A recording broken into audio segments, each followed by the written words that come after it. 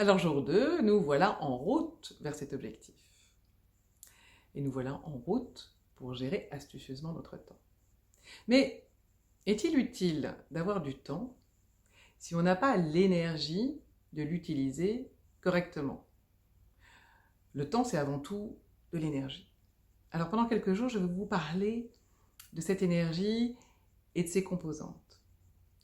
Et je vais commencer par voir avec vous comment vous restaurez cette énergie, c'est-à-dire comment vous dormez. Alors ceci n'est pas un module sur le sommeil, il y en aura un, je ne vais pas rentrer dans les détails. Simplement, vous savez que vous avez besoin de dormir. Et vous avez besoin de dormir pour avoir un cerveau qui fonctionne le lendemain.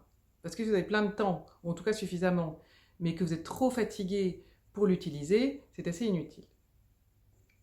Alors, est-ce que vous savez déjà de combien d'heures vous avez besoin pour être véritablement reposé? Certains d'entre nous ont complètement perdu le contact avec leur rythme naturel, le rythme qui leur convient. Alors, c'est la première chose que je vais vous proposer de faire, plutôt le week-end a priori. Alors, chacun a des contraintes très différentes, selon qu'on est salarié ou qu'on est son propre employeur, selon qu'on travaille à la maison ou qu'on se déplace, selon qu'on a des enfants d'âge scolaire ou pas. Donc, bien sûr, chacun va adapter ce que je vais dire à sa propre situation. Mais d'abord, reprenez le contact avec le nombre d'heures dont vous avez besoin pour être reposé.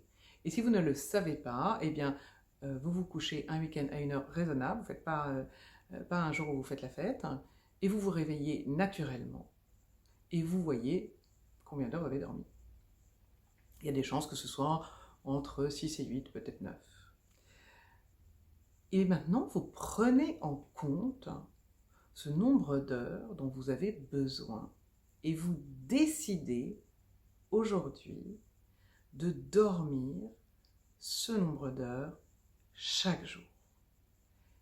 Et vous ne faites pas d'entorse, sauf cas vraiment exceptionnel, mais pas 2 fois par semaine. Alors, selon l'heure à laquelle vous pouvez vous réveiller, évidemment, l'heure de votre coucher va varier. C'est assez simple.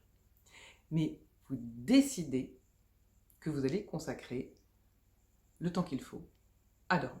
Et si vous devez vous lever à 7 heures et que vous avez besoin de dormir 8 heures, eh bien, à partir d'aujourd'hui, vous décidez que tous les soirs, vous êtes couché au plus tard à 11 heures.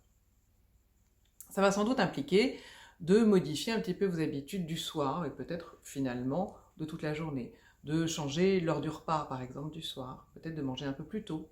On a l'habitude en France de manger sans doute, et en particulier à Paris, un peu trop tard.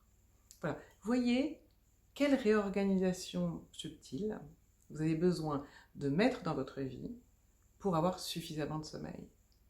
C'est vraiment important, j'insiste. Si vous n'avez pas assez de sommeil, ça ne sert à rien d'essayer de gérer votre temps.